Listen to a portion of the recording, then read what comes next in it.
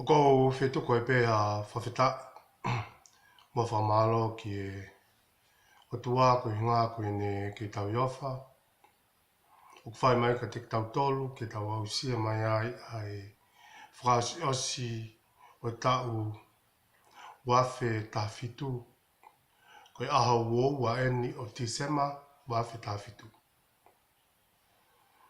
Tau whamalo ki he iki ki he ne ofa ko toa pe moena kei tuku taimi mai ka te tau tolu.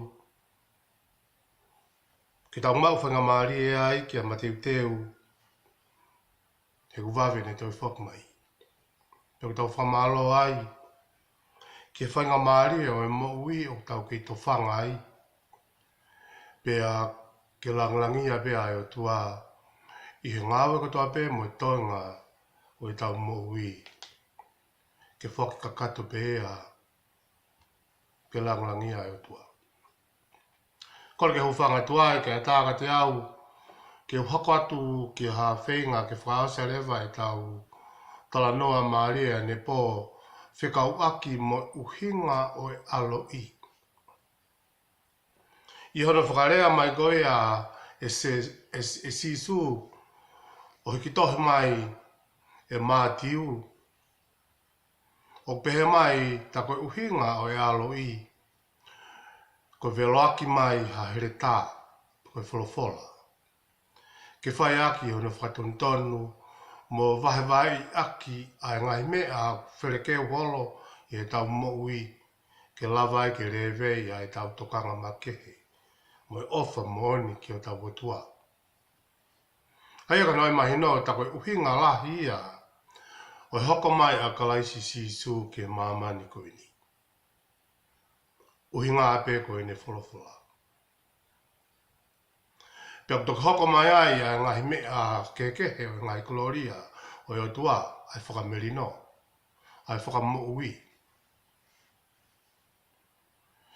Toki hoko mai ai a e tau mau ai keresi pa moe mesi. Pata nene i ke whamatalai pe sione i kamata ngana i ai wholofola. O au he taimi kua hoko mai ai wholofola o kakano ai a o kua manaki ke tau whamanatua e aha wanima o mahina koe ni. Hoko te tau tala noa ne po e ves malanga koe ni a mātiu wahe hong fulu. Ko kore peka mo te whakato lau a mātiu wahe hong fulu. Kaka mahuinga koe ni o e whakakaukau ko mai ke pore ia ki tau tolu whakauaki pa moe alo i o klaisi sisu. O kuto mai me vesi ko hono tolu whaa pehe ia mātiu wahe hong fulu. Ke oua te mo mahalo na hau ke velo mai hamelino ki he whanua. Nei kai ke hau ke velo aki mai hamelino. Kako here tā ke velo aki mai. Aia, o mahino apito a e huinga koe ni a sisu. O kuhinga a sisu ta koe whakamelino mo i tau mau ai rerei ko tope. E makatu unga ia i he ene wholofola. Koe whakaherikaki ia, pe koe typology ia, pe koe symbolism ia, o ngāwe aki a rea here tā, koe tuhu ia ke wholofola maanioni ai o tua. Pe koe tau whakawhita ia i ki he eiki, ki he mahuinga koe ia, i hono tohi mai whoko eni i he wahe hongo fulu o mātiu. Koe whakatokanga koe ni pa mo te whito i whakakaukau, o mai i he wahe koe ni, ko e whiri pa ko noui o kau apostolo, kau a konga sisu toko tahawua. Na tau lau ke ane po. Pea mo whekau mahuinga koe ni, mo whaka amu koe a sisu, ke talaki whakavavave, a whakakaukau koe ni mo e kaweinga koe ni kua ofi ai pure anga o e tua.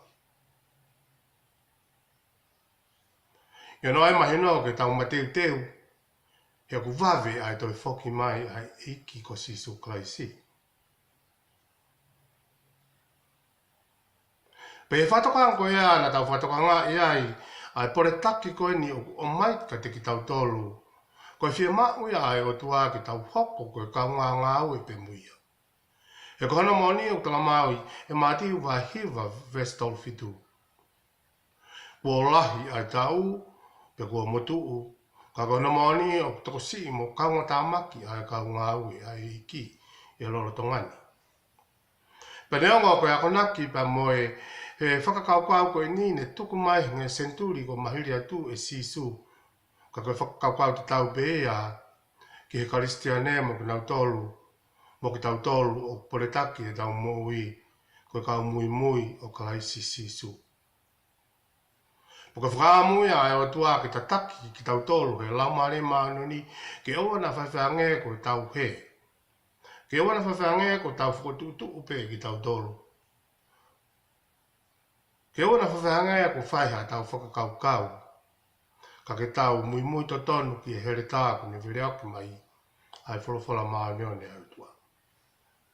Rea maari e ia wha osiaki e sisu ya matiu wahiva vestol fitu. I kai ke ngata ai ai mahino o kumatu ai tau toko se ka ngawe. Ko pao ke tau kore ke eiki o ku aana ai tau ke ne kou nātu mga ka ngawe ke utu ene tau. Koe ka ngawe ke whai e utu tau. Koe ka ngawe ku whiri e eiki. Ko ka ngawe ku nau tukulolo ka kato ki he o tua. Ko ka ngawe ku nau mui to tonu ki he wholofola ai o tua. Aia ko divine manifesto ia o tua tuku mai ke whahinga o tangata ki tau mui ki ai. Pea ke whakawho e wholofola o ki kai ke toi whia mau e sisu ia ke tau whakasisi pe whakalahi lahi ke toi ririu. Ko ke mea ko tohi e wholofola ko mea e peo whina ngalo ki ai o tua. Pa neonga pe ai whainga taa ko ia o e tau hoko ko kau talaki o e ngong lelei o sisu klaisi. Ka kuna moni o ku iai pe a lau mare maano ni ke whai no toko nia ki tau tō. Ko here tāi. O ku mai whataha ia ai wholofola ai o tua. Pea ku iai a hano lau mare ke whai a hano tataki ki tau tō. Mi taimi ki taniti. Pako ka whakamea o tau mai ka te ki tau tōlu o mai ai whakakaukau koe ni i kai ke ngata pē ke tau hoko koe kaunga ngā ue pa moe o tua. Ke tau hoko ke tau tuu o talaki whawawave ai ngongna rei wave ne toi whoki mai wave ai hoko mai a hau nupure a ngā. Ka toi whamahina mai e ka laisi ka te ki tau tōlu. Ko i kai ko hanga ue whai ngofua. E kune tala mai o ku hange kono pore i mou i aene kaunga we kono tuku atu ki nau tolu ha whangasipi ki ha uohuonga o ha whangarofi. Kai whawhitai na tau lawe aene pō o ku tokonia ki tau tolu he eiki. O ku lawe ki aia Paula i hene rea ke Timote ua Timote vai whawes tawhitu. Ka nai tuu mo au ai eiki koe mga tuu ngai ene lava mea. Makuhanga i he tuu whataha pia mo eiki o whamalohi i ene mohui. Ke lava ke ne whamoani. Ke mahuinga koe a mone malanga i aki. Ai mooni a wholwhola me ngorerei o sisu klaisi. Ke lava ke pao o mo whanonga ki ai a sentaire. Pa ke lava ke nau mawai a hau nau whakamohui. Whawhita ki he iki. Ko toi e pane tau hako atu ke mahu inga koe ni. Ai ako ku o mai sisu i kai ke ngata bē ko ni whemau. Hakau ka nganga au e ke talaki o e ne wholawhola maano ni. He ko uhinga ia e ne hoko mai ke mamani koe ni. Ko uhinga ia hano aloi. Ka ke tau ilo pau o ki kai ko hangau e whaingofua. He koe ngau e te tau fua tuai i he mamahi. Koe whiri koe ia ke mui ka sisu klaisi koe fua e kolosi. Ko pau ke siaki hoto kita. Pea koe ulunganga e ngā ue koe ia koe fōwatu i he mamahi. He koe mamahi koe wala ngā ue. He kakalawa ke māwā e a pia mroki nau tolu. O nau hoko ke nau tuu ke tala e whekau ai otua. Pe koe tumutumu, ai mamahi mo e whainga taa, ai tauhi ki a sisu. O ki kai koe uhinga koe tau, hoko ke tau mate whamata. Ka koe uhinga koe ki lava ke tau tauhi mo whai to tonu ki hono whinangalo. Paka whaamuia e ki e whahoka mai a here tā koe ni. Ke whai hano tu usi. Pa ke whai hano whamawai a ngahi whekau aki mālohi o kune whau ka whahinga wahe e tau maui. Ke malawai ke to'o ai e tau ofa ki o tau eki. Pia ngawe ak heni e mātiu a whakatātā o o whani he whamiri. Ke whamahina mai e na tula fuaa o e o tua. Ke whamahina mai a mahawinga taha pea e o tua ke ulak o wha ke whai kia te ia. Ke whai hono whinangalo. Pia kia siso ka mahawinga a alo i mai. Pia ni hako mai e ne maui ke hako mai he kakano. Ko whamahino kia te ki tau tolu. Ko ia toko taha pe o to tonu ke whika uraki i he mea kutoa. I he tau maui. Whika uraki ia i he tau whamiri. Whika uraki a sisu i he tau ngawe. Whika uraki a sisu i he tau pai mea o tau ofai i he maamani koe ni. Ika ke ngā taika koe uraki whikau pe o tuku mai i he whikau e na hongo fulu. Ke oua na ke mau ngau ha tua kehe i oku au. Pakataka whaama e o tua ke whamahena ka te ki tau tōlu o koe ke uhinga e ne hoko mai. Ko tau uhinga. Pake uhinga ke ni o mai ai mahu inga mo e kakato e wholofola e o tua. He kumanga tuunga pe me wholofola e o tua au tau whamuhui. O mātuunga me wholofola e o tua a e tau mau a e keresi pe mo e mesi. He ko si supi. Peko whaunga ko ia ke tu loa, ta ke lava ai ke whamahino a e pure a sisu he tau mui. E ko sisu, ko pirinisi au merino ki mamani. Ko sisu he tau mui. Ko sisu ke alo he tau mui ko maui ngai a o Christmasi. Waka noai mahi no. Ko sisu pe ai tau mea kutoa.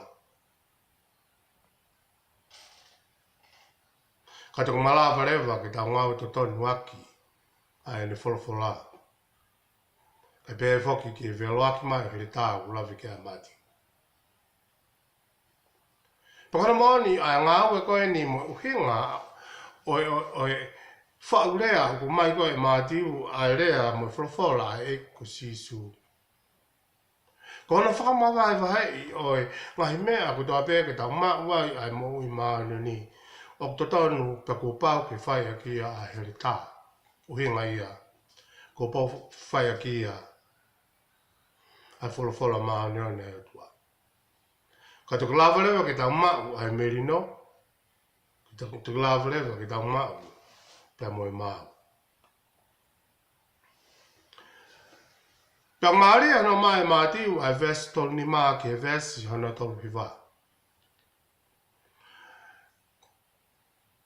Ona mai ke tau tolu ai natula whaunga rea ko ea o mai e sisu. Ai natula ko ea o whinangala mo e whemau e sisu ke mahino a hono tuunga i he tau moui. Ai tokanga make he koe ne a sisu. Ke mahina ko ia pe o whika uraki he tau moui.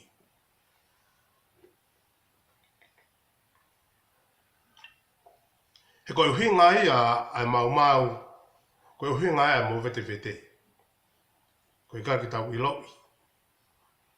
ai maui ngā koia o kalaisi i he mea a kutua pi. Ka pāte tau whatonga i o mahino o talamai he tohi a he pelu.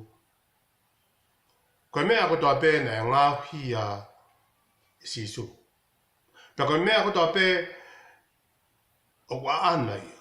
Ai nau o mamani koe ni, koe universi koe ni, koe mea ia ne ngāhi e sisu. Mo nau kutua pē o universi koe ni, koe mea ia sisu. Tako ho maui, koe mea tātā pē ai o tua. Koe mea lere koe lere holai, koe mea lere ai o tua. Koe whare, koe nofo ai, koe whare ai o tua. Koe ngahi nau ia universi. Koe ngahi ingredients ia universi. O ko mai, ke tau enjoy i he tau mo ui i he mamani koe ni. Ki mo ui no. Tau taimi ai. Ka tai mula he whaangalo e te tau tole toko taha. O ku a ana ko ia. Ai koloa e mamani koe ni. Paka whianga ia, oi o mai, oi talanoa maari e koe ni, mo e rea whakapatono pe o mai sisu. Ka paheka ke mahino ka te tau tole wholofola ai o tua. Ika ke mahino ai merino ia. Ika ke mahino ai me sipa mo keresi ka te tau tole. Ika ke mahino ai o wau whalotu ia. Ika ke mahino ai o hinga ia o mo ui ka te tau tole. Peka hinga ia e ne lave mai ia mātiwa hong furu vesto lima o pehe. Seu ke nā kuhau ke whakawahwaha a hatangata ki ene tamai. Peko hawhiwhine ki ene whae. Hatahaine ki he whae a hono husepaniti. Kone hunga e hoko ai koe ngahi whiri o hatangata. Hono kauna whanga. Koe a kulahi ene ofa ki ene tamai. Peko ene whae i hene ofa kia te au. Kia sisu. Talamai sisu heni. O ki kai ke tāwia mo au. Peko ia kulahi ene ofa ki hono whoha. Peko hono ofe fine o lahi ange ia i hene ofa kia te au. O kuhinga eka sisu. Talamai sisu e vestol walu. O ki kai ke tāwia mo au. Peko ia ki kai tene puke hono kolosi o mui ia te au. Pe talamai pe sisu. O ki kai ke tāwia mo au. Ko ia tene kalawhaki ene mo ui. E more ia. Ka ko ia kune tuku ene mo ui ke more ko uhi ko au. Talamai sisu heni. O kune kalawhaki ia pea e mau. He toko taha ko ia a e mo ui. Pea mo e merino.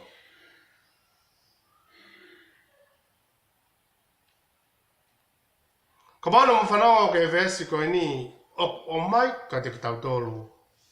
Pea whamatala mahina mai sisu hono natula fuaa. Ano natula koe ni o koe ke ne fie mau ke toi o hake ke whakatatau ia ki he toi mea.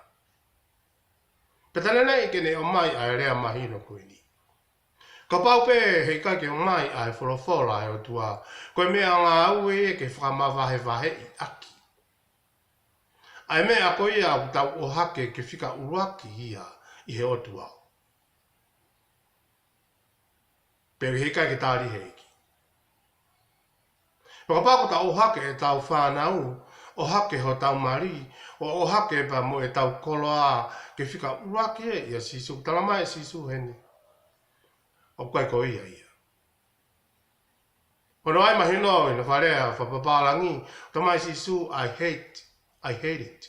O whehi ai ia, ke mea koe ia. Paka hārewa he wholofola e aha koe ni, tā koe uhinga o here tā. E kaka te lava ke whāwahe wahei, mo whakamawahe wahei, ai otua ai a me kino haa o mo ui koe ni.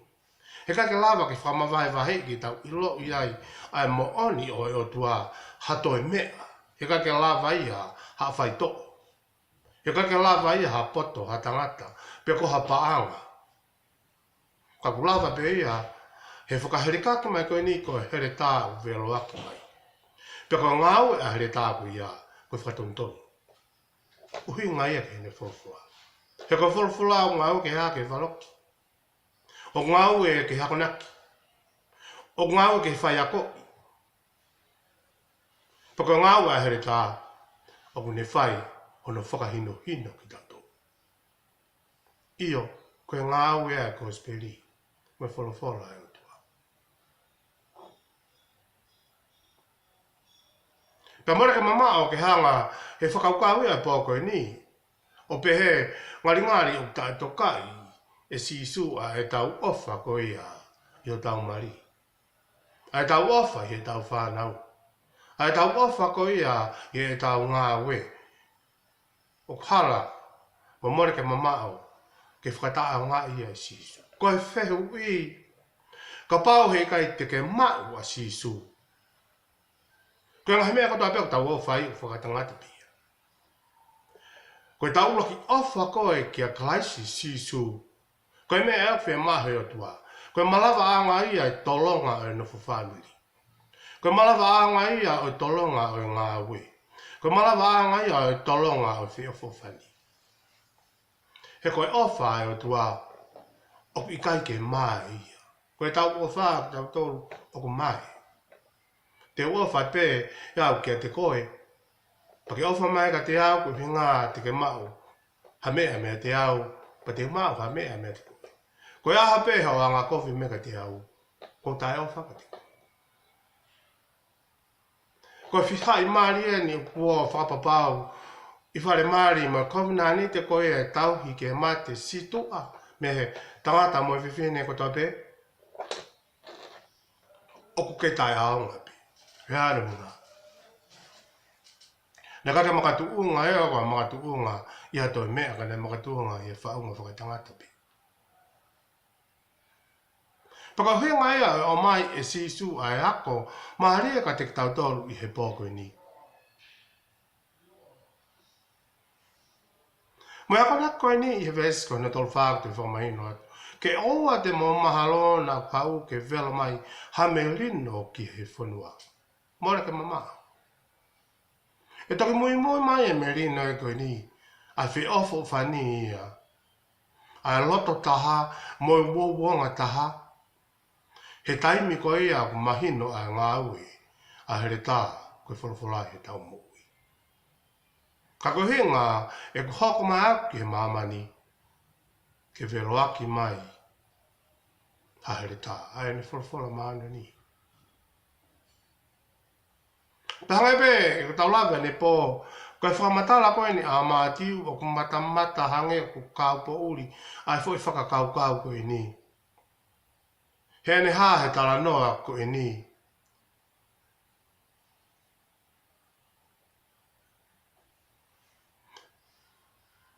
He koe mahino ka teki tau tō lumo e ako o tau mahino i ko sisu ko pirinisi au merino. Ka kuhanga he festol wha ma diu vai hong fulu.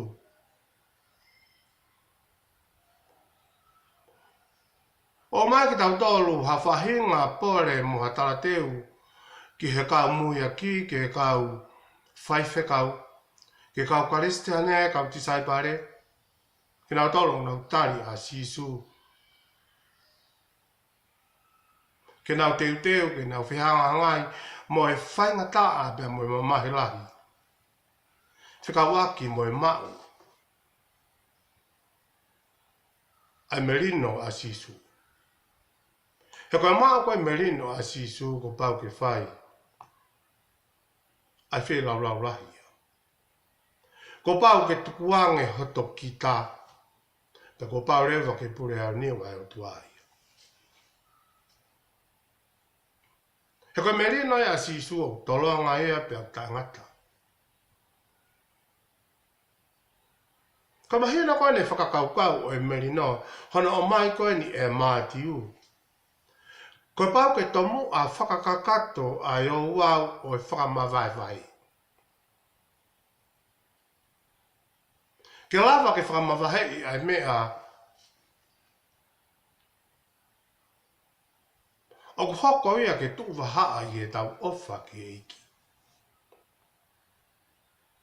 Ka tuka lawa lewa ke tau mau ai whakakaukau mo e mooni o e merino. Kia mātiu koe uhinga o rea meri no. Koe pāu ke tomu a whakamāwa hei whaka au furi ki tautoro. Pea ko pāu ke motoki pea tu usi ki tautoro. Mea ngahi pipeki, mo e tau piki tai mo e whai, mo e tau ofa uu ki ngahi mea o tuku whaharo, whakawhamiri.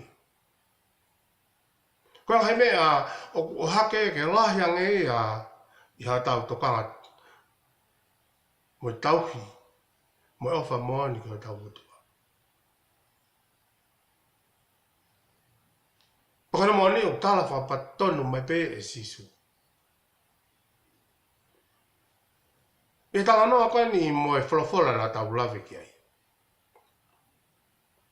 Ia mātiu vai on full vestoni maa. Ke vesu koe ako na tau viva. O panga e sisu o tala mea ki tau tolu whapatonu mai, ai mea a kui kai ke whina ngalo ki ai. Whika waki mo e tau ofa koe ia, ki he mea mipa koe ia. Ka kone ngāwe aki, ai whakatātā o whi ofo whani whakawhamiri. Ai ofa ai motu aki hona whoha. Ai ofa ai whae ki hene whanau.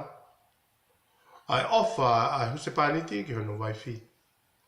Ai ofa ai tangata ki hene kaungāwe. Ai ofa ai takataha koloa ia ki hene koloa. Ai ofa ai iki ki hene tamai o iki. Ai ofa ai tangata ki hona lakanga. Ai ofa ai whaiwhikau ki hono siasi. Peko hapea te mea ku tau uhake ki uruaki ia e tau ofa ki otua. Peko tui ka ngā karistiane koe akanaki o kuweloaki mai e mātiu heni mo whakakaukau ko o mai i sisu. Ka lava kotoa eni ke tau hanga o tu osi mo whakamawahe wahei. Ai ngahi ofa koe na kulawet ki ai.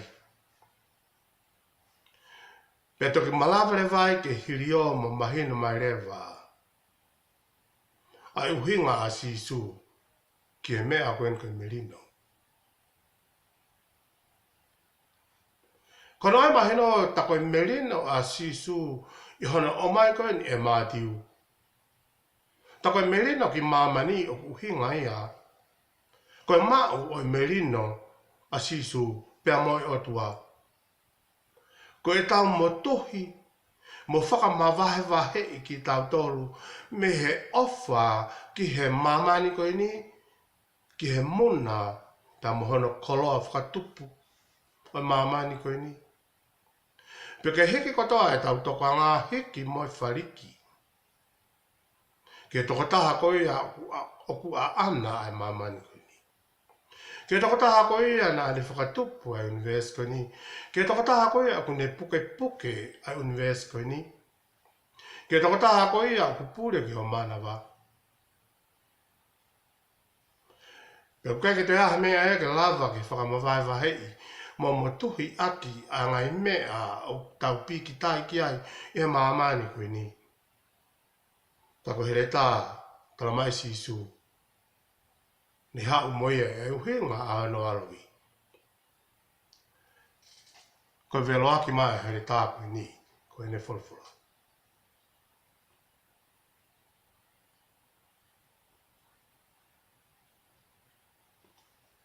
Pau totana pito ke tau futokanga mo whakawhetai ai ki heiki. Ne kai peke ngata e ka ne hanga sisu o tā si pinga ka te tau tolu. E ne whakamawahe wahe ia. Ke mahino. Ai merino ne hau muia. Ko te tau tau sio ange, mo tau tau ki wakahe anga ke haki poini nau nau pe. Ke whakamawahe wahe nei whai e sisu. Aki a ene wholwhora. Ulu aki, nā ne kamata ki be. A kāre wāre koe wheitu, nei whai mea ai ho tau whakamawai whai i. La hako ai ke whamawahai i ai a tangata kai a. Tangata kai a kau. Ai ana whakamala pe atui ki he ne pe ki a me he mate tangata. Ke mo i tangata. Ne malawa pe ia uhinga a pe ko he re tāko e ni. Ai ne whulawhula. Peko se pe ngā kakato ia o ia kotoa pe o kutoi pe ki tai ki ho tua.